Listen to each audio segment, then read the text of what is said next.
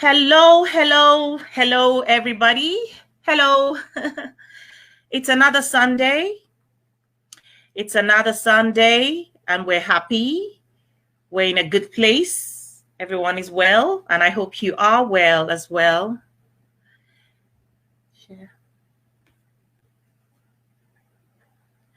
Okay, so welcome to Africa Rise with Susan West. And today, our guest is ALHAJI Asari Dokubo. We're just going to give a little while so that people can join the broadcast as usual. And of course, just as a reminder, when you do join the broadcast, remember to create watch parties, share this broadcast to your friends as we do it. You do not understand how important that is, because when you do that, that's how we end up getting the thousands of views at the end of the program, because on each watch party, there are a few more people watching, and those people create new watch parties and more people are watching. And at the end of the broadcast, we have thousands of views. That's how it works. So some people are watching from YouTube, some people on Facebook. And of course, let me use this opportunity to remind you to subscribe to our YouTube channel. Yes, please subscribe and follow us on Instagram and follow us, like our page on Facebook.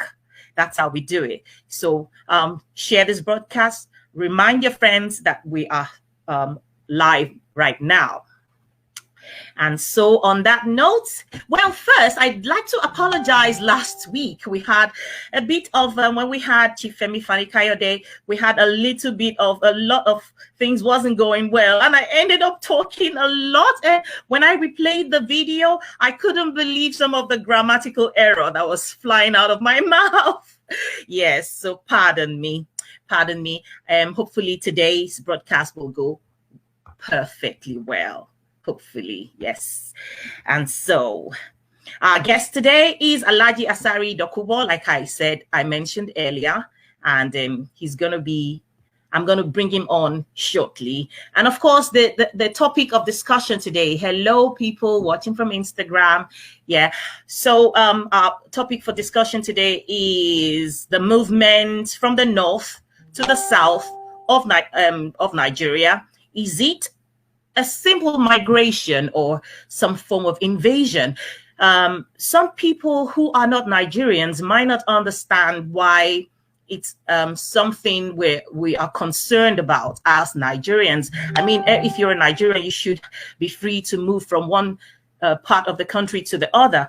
But just before ALHAJI Asari comes on air, I will yes, that's him. He's waiting. I will play. I would like to play a video recorded in the 1950s for those of us who are not Nigerians, who might not understand the reason why it's a big deal when people are moving from one part of the country to the other, why people are concerned. So give me a moment to just play you this clip. And then after the clip, I will come on live with ALHAJI Asari. Major talks about killing your premier. Add on top of that the North's general hate of the East, and you can start to get the picture of the sort of tribal tension Nigeria was heading towards. One thing I've noticed, Premier, while I've been here, is that Northerners seem to have, I might almost call it, obsession about the Igbos. Could you perhaps explain that to me? Well, the Igbos are more or less the type of people whose desire is mainly to dominate everybody. If they go to a village, to a town, they want to monopolize everything in that area. If you put them in a labor camp as a laborer, within a year they will try to emerge as headman of that camp, and so on. Well, in the past, our people were not alive to their responsibilities, because you can see from our northernization policy that in 1952, when I came here, there weren't 10 northerners in our civil service here. Then I tried to have it northernized, and now all important posts are being held by northerners.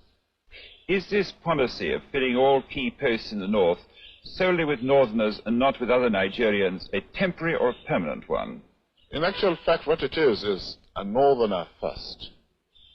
If you can't get a northerner, then we take an expatriate like yourself on contract. If we can't, then we can employ another Nigerian, but on contract too. This is going to be permanent, I should say, as far as I can foresee, because it will be rather dangerous to see the number of boys who are now turning from all our learning institutions coming out with having no work to do. I'm sure whichever government of the day might be, it will feel rather embarrassed, and it might even lead to bloodshed. Doesn't this damage the idea, sir, of all people in all regions in Nigeria being fellow citizens of one country?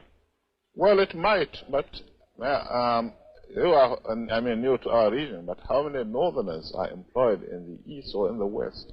The answer is no. And if there are, there may be 10 laborers employed only in.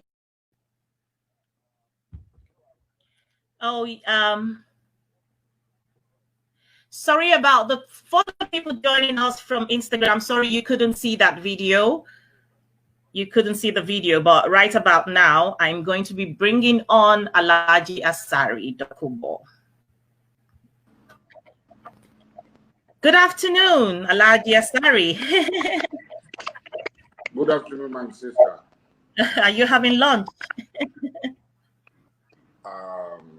I'm just nibbling on something. Welcome to Africa Rise with Susan West. As usual, for people who don't know very much, who are not Nigerians, ALHAJI Asari is a political figure of the Ijaw ethnic group and from the Niger Delta of Nigeria. So on that premise, I'd like to first of all start by asking you, ALHAJI, according to the topic of discussion today, the movement from the north to the south of Nigeria. Is it a migration or an invasion? I think it's an invasion. It's not a migration at all. Because it has happened before. They said those who do not learn from history are condemned to destruction by the events of history, that the events that comes out of the history that they have refused to acknowledge. This had happened before. The Fulanis, the Gambaris, they left the foot of Futajello in present-day Guinea, French Guinea, Guinea-Conakry. And they came down, they started spreading all over the savannah, what the Arab called Sudan, the land of the blacks. They started spreading out. And on their part, they destroyed every civilization of the black people. They destroyed Mali, they destroyed Songhai, they destroyed the Abe Hausa state. Their leader in this part of the world was one Usman ibn Fodio. Usman ibn Fodio was contracted to teach the children of royalty in Gobri. The king of Gobri, the chief of Gobri, Rumfa, was a Muslim. The Gobri royal family were Muslims, but they did not care about it. Usman Danfodio condemned. He's a black man like them. He is not even accessible. The thing is that Futajelon was not accessible to Arab scholars the way Gobri, Kano, Katsina, Zaria, Zauzau, Kanem Barano was accessible to people, to Muslims from Spain, Muslim from Sicily, Muslim from the Ottoman Empire, Muslim from India, Muslim from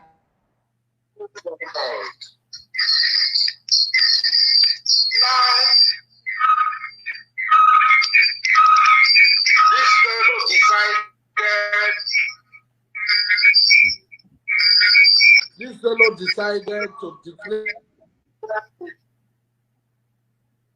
a jihad. What is a jihad? It's a war of purification. This man decided to declare a jihad against his fellow Muslims. Rufa was killed, the whole of Hausa land was captured, Nube, Vida was captured, and part of Kanem Boronu Empire, which is the oldest seat of Islam in the Sudan, in the land of the black, because of this whole area was segregated as Sudan, both by the whites, both by Europeans and the Islamic world. And he gave flags to his own people. He did not consider any Hausa Muslim, any Nube Muslim, any Baki Muslim, any kind of as what of leading its jihad. It was an ethnic war against the local population. Now they are totally enslaved. The Hausa people subjugated them, that they are even ashamed to say the Hausa people, to talk about themselves without an appendage to the Fulani. The same thing with the Nupe people. What they are doing is to come down in all our communities. Not one is exempted. They are coming to a takeover. They are not coming for any job. There are no jobs for them here. But they are trooping in their numbers, in their thousands, to wait for the time a signal will be given so that they will strike. Right. Thank you very much for that little short history lesson. Another thing I wanted to ask Alhaji is, who is a Niger Deltan? Because lately there's been a little bit of back and forth. Lately there's been a little bit of back and forth. It was created by the tributaries of the Niger, and they are going down to the Atlantic or emptying into the Atlantic Ocean. And all those who live within the geographical area are Niger Delta. It's the Niger Delta wetland. Part of Delta, the whole of Biafra, and part of Rivers State, that can qualify as geographical Niger Delta. General Olusegun Obasanjo, after his election in 1999, and the agitation of the people of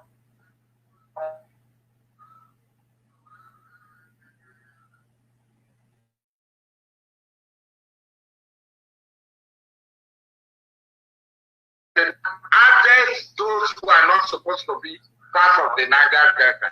According to the report, there's a Wilkins report that clearly defines the Niger Delta.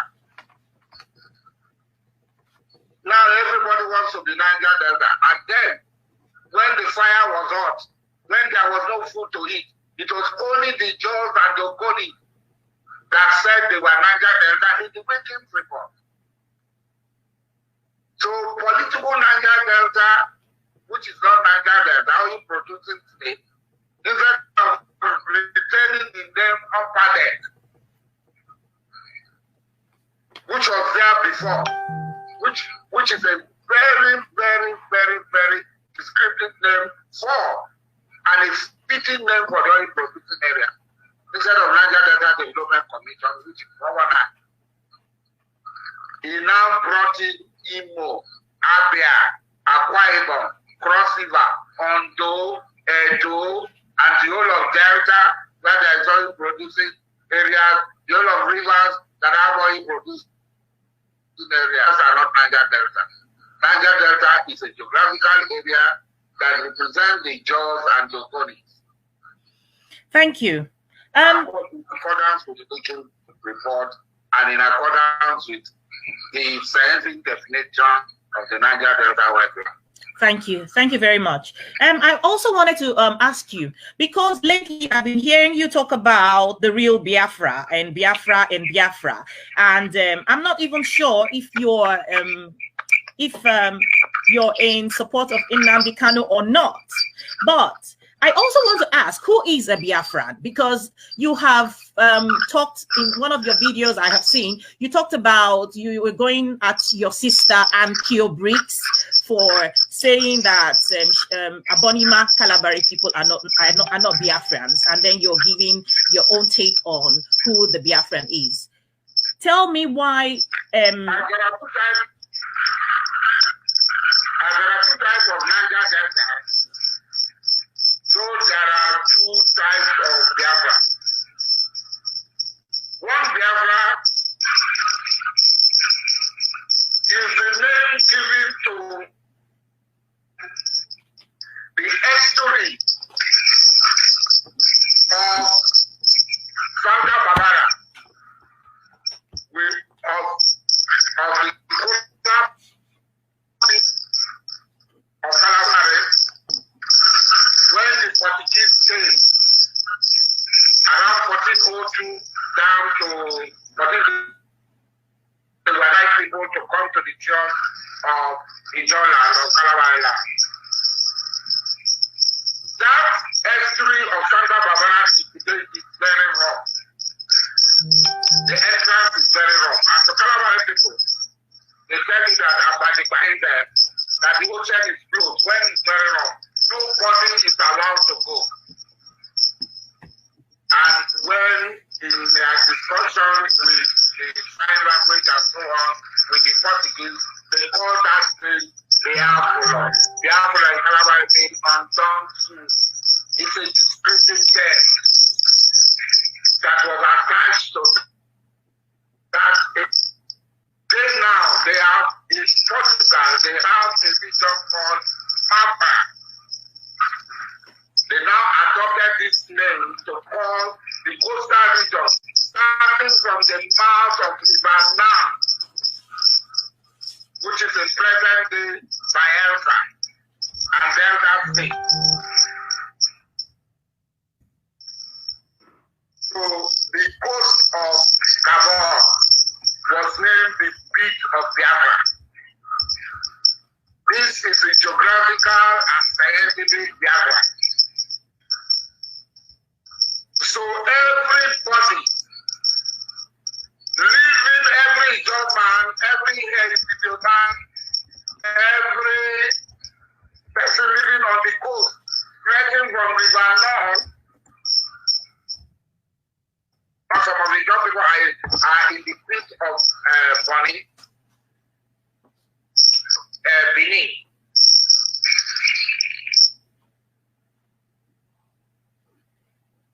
The sound.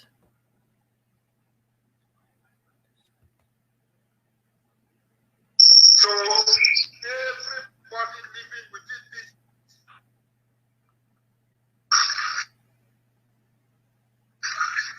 Now after of Eastern region, in the north, in the southern region, and when the Easterner returned, there was broad-based consultation of all Biafrans, including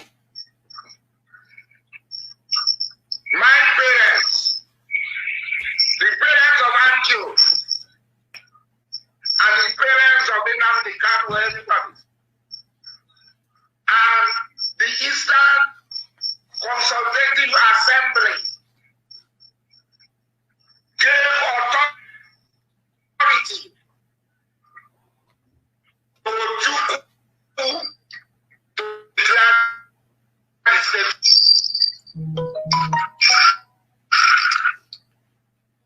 Biafra was found, who died as a traditional ruler of one of the John nation. Francis Obigo.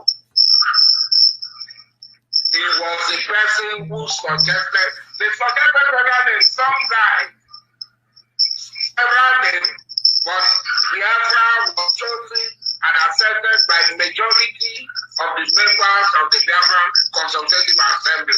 The Amina of Calabari was there as a first consular, the Amina of Dembe was there as a second consular, the Amina of Africa was there, the Amina of Boni was there, the Amina of Okubu was there, and all our elected representatives.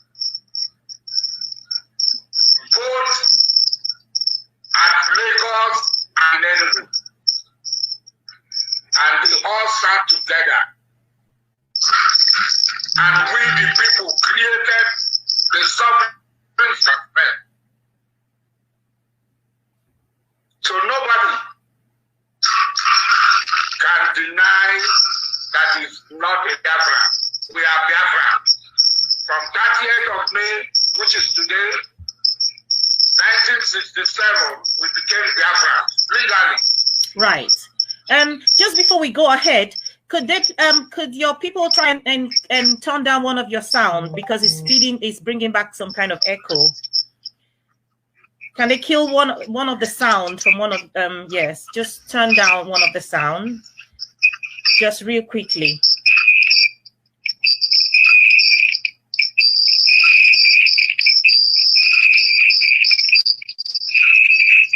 Okay, sorry guys, we're trying to sort out that sound coming from Nigeria.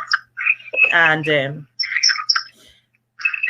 my next question will be this, Alhaji.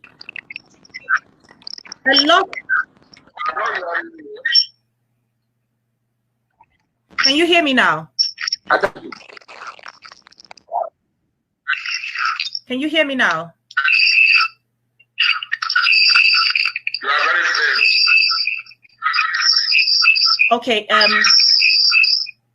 I wanted to ask, in our history, if you can hear me, in our history as Ijos, we have been known to have a lot of families in Ijo land can trace their great-grandparents or grandparents as coming from Igbo-speaking background or Igbos. With this sort of heritage that we share with the Igbos, why is it such a big deal for us to keep going on about who is a Biafran and who is a Niger Deltan?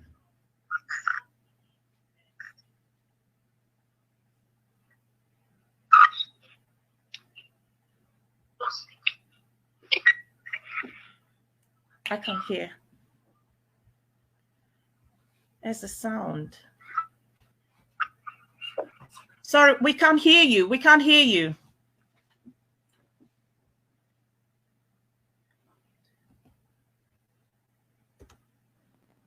%50 of all the slaves that came out from Africa came from Boni.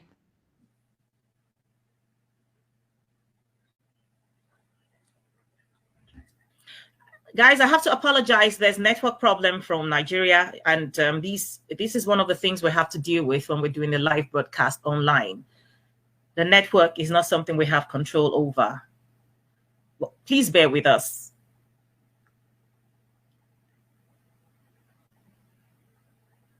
Yes, whilst we're waiting for Alhaji to the network to allow him to continue talking.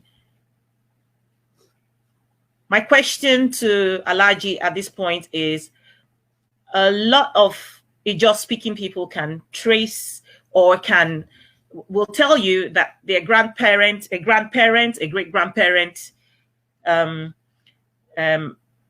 is Igbo or from Igbo land. And so what I cannot understand is why it is such a big deal to make a distinction of who is a Niger Deltan or who is a Biafran, because I don't understand why we have to always deliberate on the things that divide us than the things that bring us together as a people.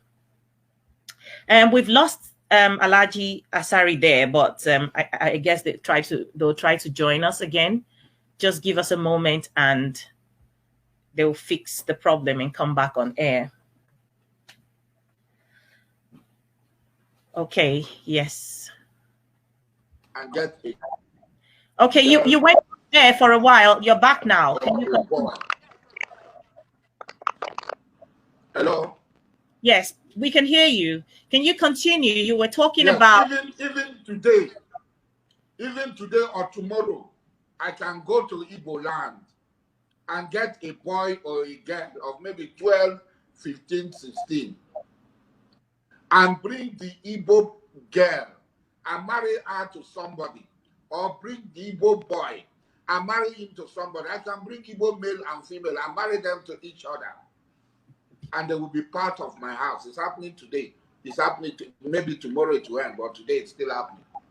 We go to Igbo land and do this thing today. It's not a lie.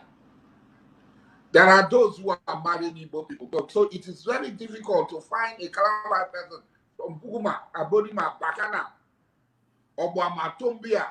Very difficult to find people from these communities that engage in active slave trade. Do we still want to? Sorry, I want to come in there. Why is it such a big deal?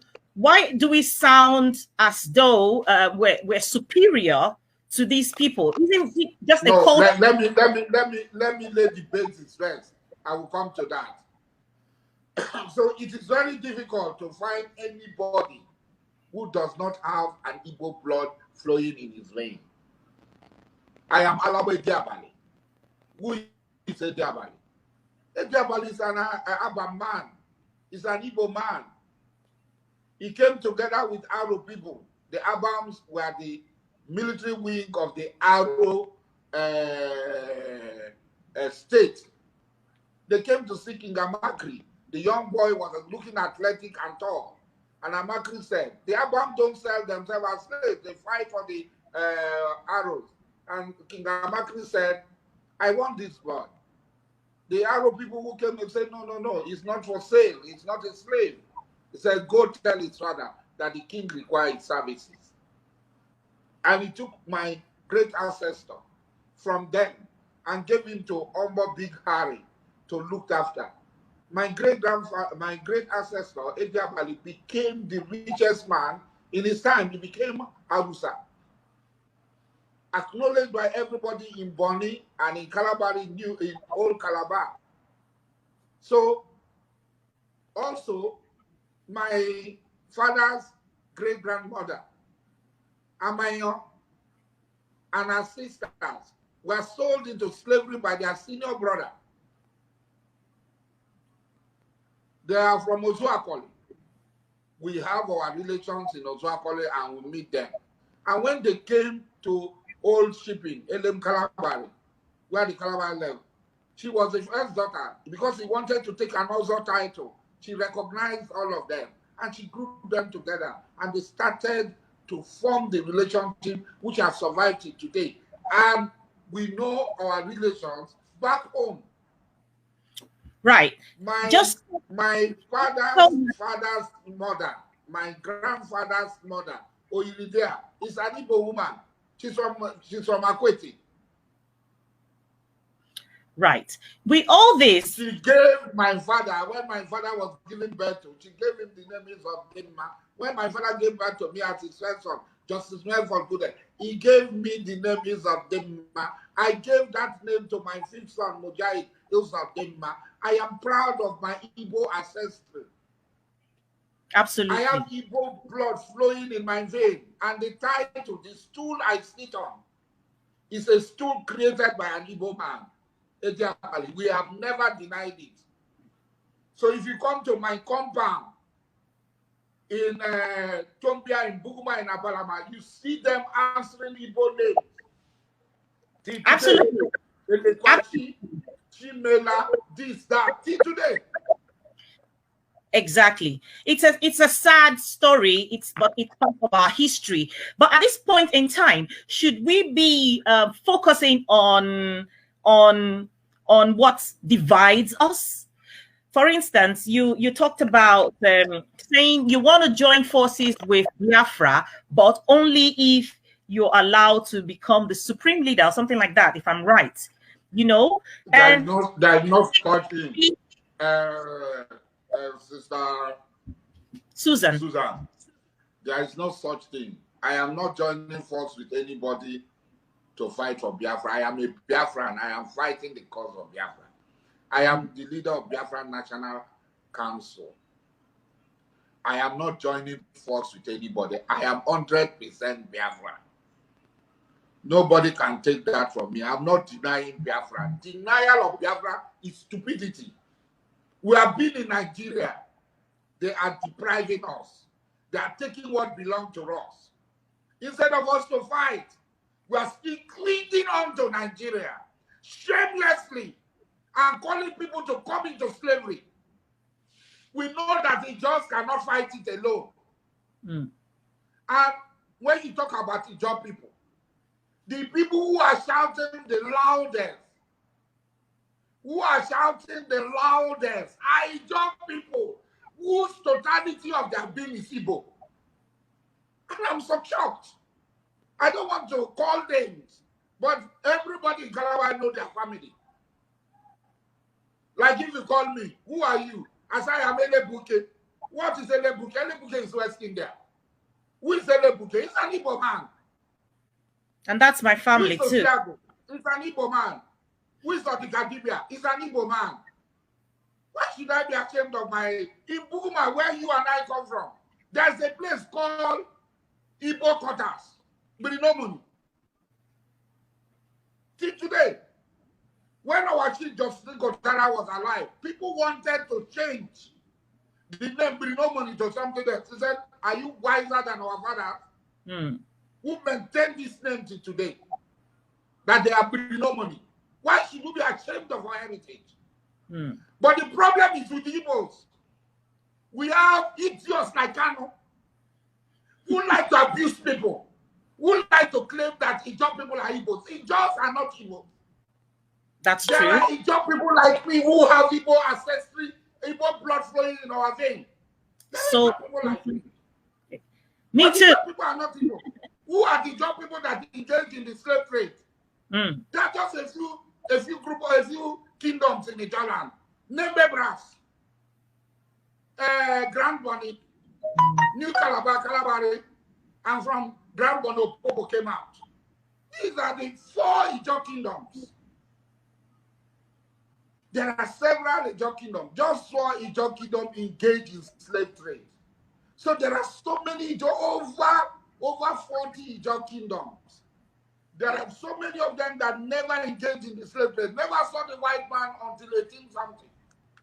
When they were looking for the source of River Niger, when the Landa brothers and so on, Mongo Park and so on, started looking for the source of this thing. When the Royal Niger Company started going into the interior, that's when those people, for the first time, as a group, as kingdoms, and so on, saw white people. If not, they saw white people there among their fellow Ijaw people in Calabar, in Bonny, in Opobo, and in Nembe. So how can you generalize that all Ijaw people? According to Professor D.K., Ijaws are older in this part of the world. They arrived here before the Igbos came. Professor D.K. is an Igbo man. According to Amory Talbot, he said the same thing. According to G.I. Jones, he said the same thing. That we're the oldest people, we're the only non-Bantus in this part of the world. I have the blood flowing in my vein. I have Igbo blood flowing in my vein. So an Igbo man cannot come when I know his history to come and tell me, looking down on me and say you are Igbo. No. Absolutely. Ijaw is not Igbo. Right. This is why this is why we're doing this program, Alhaji. This is why we're doing this program. A lot of history is untold. A lot of things we don't know about our history. But having said that, you made mention in the beginning that what's happening in the movement from the north to the south is an invasion, not a migration. If it is an invasion, how can you protect yourself as an Ijaw man with an Igbo blood flowing through your veins? How can we protect the Niger Delta, the Ijaws, the Igbos, however you want to look at it, if there is a division and we're always hampering on the things that are different instead of looking for a common ground to come together as one? I am not, my sister Sudan, I am not the cause of the division. If somebody said he's supreme leader of who? Somebody said Biafrans are Jews. How are we Jews? I am not a Jew. I will never be a Jew. Biafra, if we are creating a Biafran nation, it should be a nation where everybody, like South Africa, where everybody is free to practice his or her religion, where there be no discrimination, where there be no spiritual caste, where there be no Osu, where there be none Osus.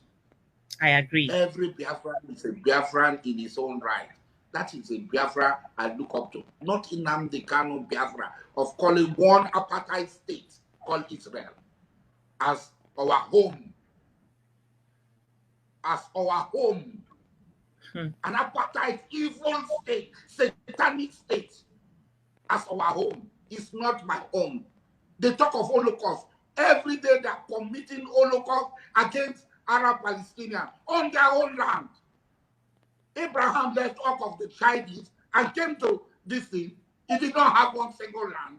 So how did Palestine belong to the children of Abraham? These are even contained in their book. That you want to impose religion on us. I am a Muslim. I have taken the kalima la ilaha illallah. And anybody who wants to prevent me from being a Muslim, that is a Jew, then he has to fight me. He has to pass me. He has to put me aside. If he cannot put me aside, I'll kill him. Because he cannot impose something on me that I don't want. We want a free Biafra where every Biafran have the right, equal access to all offices. Not one man proclaiming himself supreme leader. Supreme leader of who? When you call it supreme leader, I will not bring out history. That's where this history is coming from. That in our relationship with you as a young man, you don't know your place. In our relationship with you as an young man, you should know your place. You should ask your father, who are they with us? So that is it. We are begging for cooperation. We are begging to work together. But we will not work together as senior and junior partners. We will work together as equal partners. Ijaws, Igbos, ethics. Absolutely, I agree. And as equal stakeholders in Biafra. Right. Absolutely. Absolutely. Thank you so much. You know, I wanted to ask this question. Still going back to you affirming that it's an invasion. Growing up, my mother in Buguma has a store that is rented by a Hausa man. A Hausa man who speaks better Kalabari language than I can ever speak. Why is it now that these people are coming in, these northerners are coming in? What is so different from what has been happening? Like, what's happening now? What's so different about it that makes it an invasion? The northerners that are in Buguma are even worried. I built the mosque in Buguma. The central mosque in Buguma, I built it. The central mosque in Buguma, I built it. Nobody gave me a dime. The mosque in the central mosque in Degema is ongoing. I am the one building it. The imam of the mosque in Buguma, who is more or less the chief imam of Kalabari now, is an Hausa man from Zamfara State. They are also worried. They are worried about this influx because they speak our language. Some of them are married to our women. Their children are married to our women, both male and female, to the Muslims from here. Their children are married. Now they are worried that they've stayed there for 50, 60 years They did not have problem. Some of them were, their parents were here before the war. After the war, they came back. They didn't have problem with our people. Why are these people coming? They don't have any job. They are not doing anything. What are they coming to do here? I meet with them. They spread fear. They say, Mujahid, we are one of the leaders here. When they go kill people, they go kill us too. Some of them have started living. Wow. Like ALHAJI Jallo. Yes, some of them have started living. ALHAJI Jallo with his family. He was there. He was the first person to start the slaughter. All his family members have left. They have started living because they are afraid. Oh my God. What they had come with me. They themselves are expressing fear. You go to Boniti, same thing, they tell you, ALHAJI, we have been here since, you know us now. When you come to pray in this morning, you used to see us. But these things that are happening, we're very apprehensive. It's sad. It's sad that people somewhere are defining. They want to change the demography. People are defining the destiny of other people. People had created relationship for several years. A group of people led by General Muhammad Buhari are pursuing a program. They are pursuing a program of total conquest. Buhari cannot be exempted. They came with Ruga. We said no. They left Ruga. They said cattle part. We said there's no cattle part on our land. Now they said they must migrate. They cannot migrate. Unfortunately, Ijaw people are feeling comfortable because of all the attacks. No attack has been carried out in Ijaw land. We are feeling comfortable, thinking that we are safe. When they are finished with all other people, they will come down on us. We'll be too few to resist them. And that is why there's a need for the Igbos, for the Efik, for the Bibios, for the Oron, for the Anang, for the Geb, Ejegam, everybody, for all of us to come together. And people like Nnamdi Kanu are dividing us with their hate speech, with their abuses, and so on. Me too, I get bad mouth now. I get bad mouth. My mouth sharp like my hand sharp. Abuse me, I will abuse you 1 million times. If you bring your 1 million people, I will tell everybody to stay, but let me confront the million. So that is it. We are not the ones who are. Yes, there are some Ijaw people denying Biafra. The same Ijaw people denying Biafra. Oduduwa Republic has put the whole of Western Ijaw people up to Sagbama as part of Oduduwa Republic. And they are not talking. It's only when they talk about Biafra, they come out, and they start to talk. They have put them, the former Western region, even though Big Western region was created out of Western region, they put the whole of the former Midwest region into Oduduwa Republic, including Sagbama and Ekeremo in Bayelsa State. They are not talking. It is when they see Biafra map, including the Ijaw people, that's when they will shout. It's hypocrisy. We have no problem with Igbos as a people. But we have problem with individuals with their misguided history, with their lies and their 419.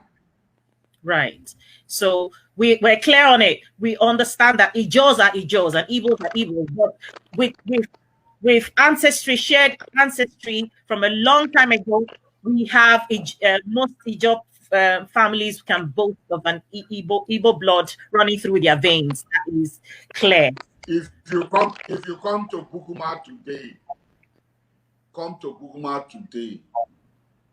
we have 40-something compounds. Out of the 40-something compounds, I will tell you, 30 compounds are of Igbo origin.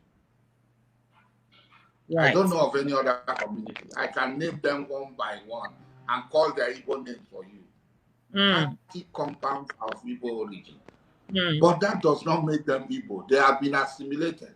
is like an assimilated Englishman. The rulers of Great Britain, where you stay, are they from Great Britain? They're not from Great Britain. No. They came from somewhere else to rule. But are they Exactly. not English people today? Mm-hmm. They English are. people today. Yes. So that is it. Wow. So in all of this, for our viewers who are watching, and I'm just going to read a few of the things some people have said. And there's someone, Helen D, who says ALHAJI Asari knows history, and of course she made earlier mention that she likes you a lot. And Angel Atta says ALHAJI wisdom at work, so that's a compliment. And then Posi Toboson, I don't know if it's a reverse name, says, I'm loving every bit of this. And I'm trying to look for a question. Helen D also says, sadly, my sister was part of this, not proud of it. She's referring to the the slavery of, that took part when the Jaws were, Igbos were, certain families were selling their family members, and then so on and so forth. Yes, Annette Doe, I can see you. Auntie Ellie, yes. I'll see you. Bonsoir, bonsoir. Thank you, Prince Rolly Ajomiwe says, good job. And I have to Twinkle Oruwariye. Anyway, my next question will be now is that how do the people of the Niger Delta, the Igbos, the Ijos, however you want to call them, how are they going to defend themselves if suddenly things actually play out according to the fears that people have? My dear sister, the greatest problem are with our political elites who do not share the same aspiration as a vast majority of their people. Why Buhari and his Gambari brothers and sisters are pursuing to pretend their hegemony over us. Our political leaders, the governors of Bayelsa, Rivers, Delta, Akwa Ibom, Cross River, are playing sissy. They are hiding. They are afraid. When they come, they will come for all of us. None of us will be saved.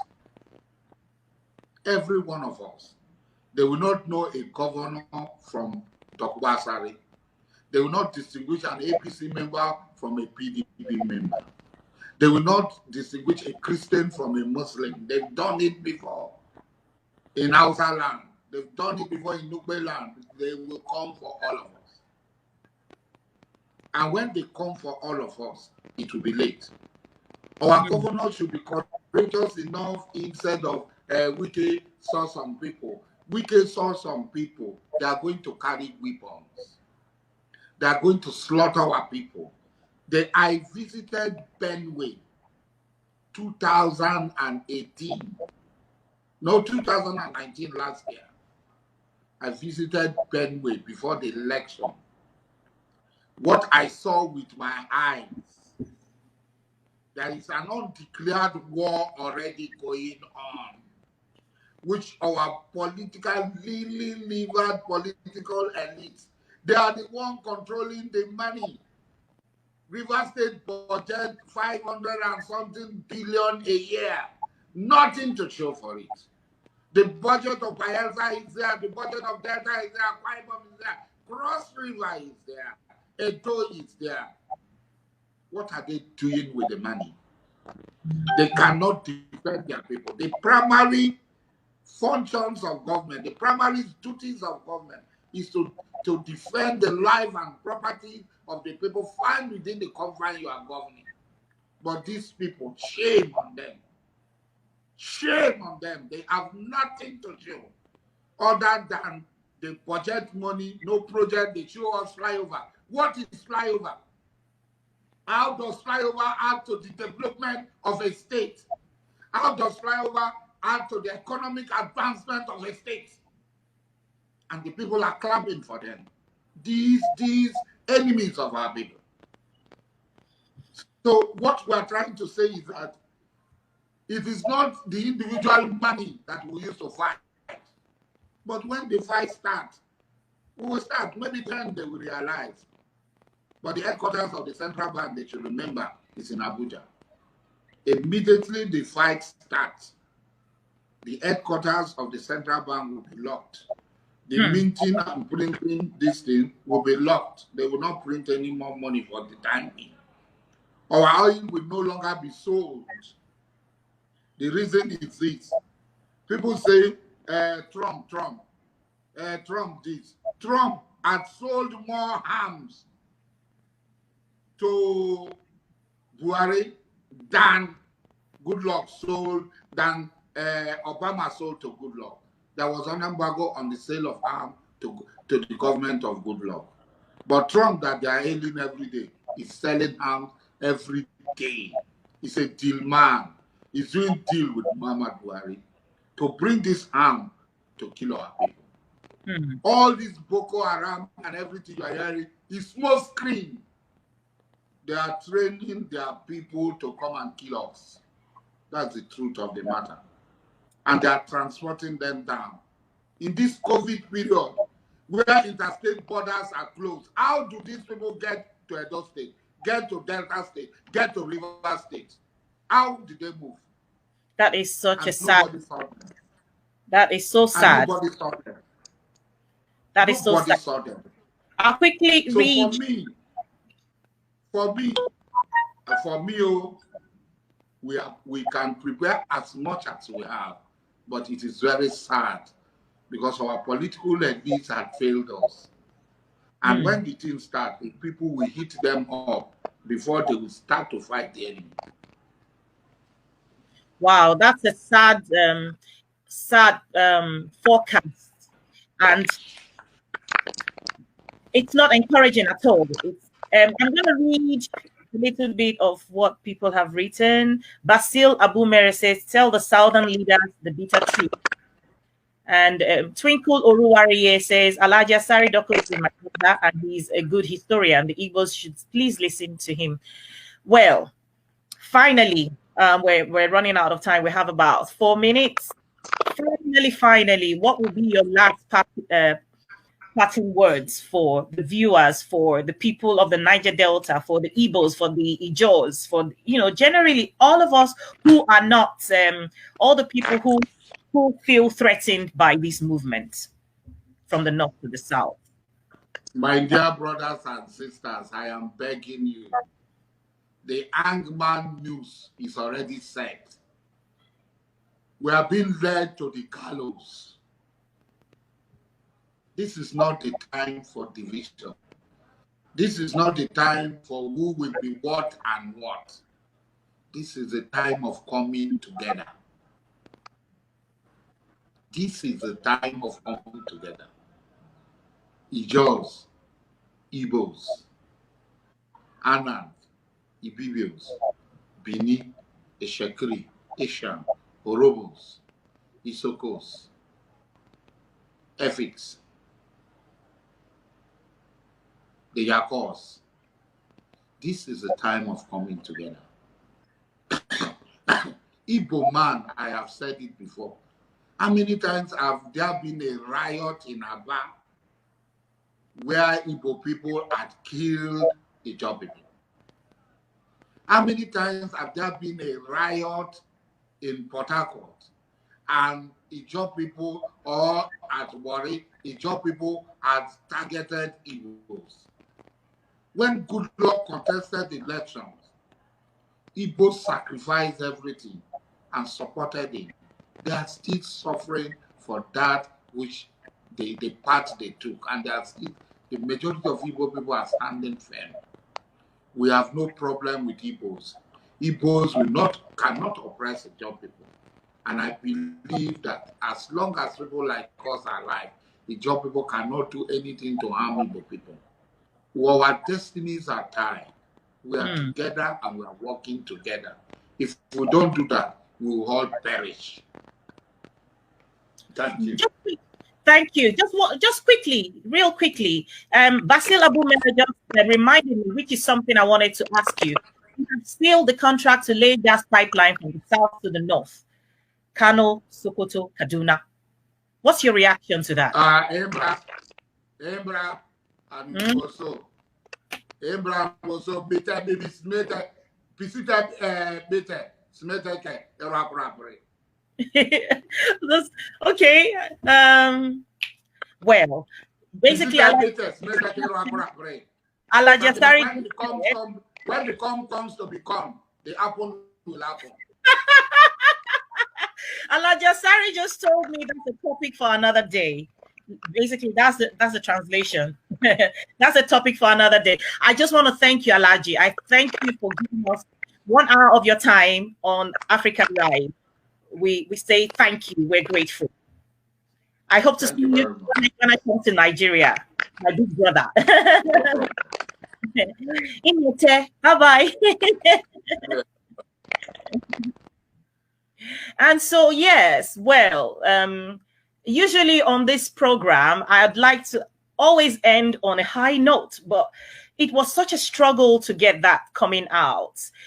I just want to acknowledge some people who I've seen. Dr. Lovett. Yes, Dr. Lovett. Oh, I see you. My brother Dodi says, very sad, and our people are, well, I wanted to end it on a high note, but it just wasn't happening because the truth had to be told, according to ALHAJI Asari. I really do hope and pray that our fears will not come to light, will not be the reality. You know, no one knows for sure, but these are things that people who experience have these experiences on a daily basis have concluded. And it's so sad that we live at a time like this. The government have contributed to the heightened fear and suspicion we have for one another in Nigeria, especially at the time where we're supposed to come together as Black people, as Africans, and build our continent and move the nations of Africa forward. Well, I don't know what else to say again, but of course, so thank you for joining. Diane, I see you. Thank you for joining. Thank you for sharing the broadcast. Everyone who's joined us on Instagram, I say thank you. And everyone from YouTube, thank you very much. Even after the broadcast, please share, subscribe to our YouTube channel, like our page on Facebook, follow us on Instagram. Our handles are rolling across the screen there. Thank you so much, and I love you all. We'll do this again next Sunday, 5 p.m. And as we go into the week, I will announce who the next guest will be. Thank you, and God bless you. Goodbye.